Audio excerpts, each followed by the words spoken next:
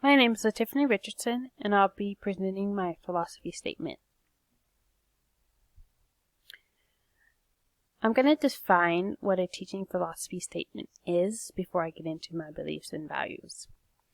A teaching philosophy is a written description of your personal beliefs, values, and goals regarding teaching and learning. The values I want to present in my classroom are compassion for their education, open-mindedness, positive environment, respect for others, engagement in learning, and learning cooperative skills. As my beliefs, I will demonstrate how I would like my students to interact with others. I would like them to be fairness, honesty, communication, appropriate rules for age group, organization, appropriate discipline, and sense of hope for students learning.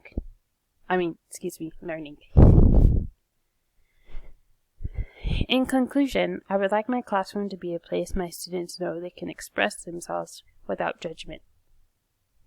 I would love for my students to keep a positive idea about their education and how important it is for their future. Thank you.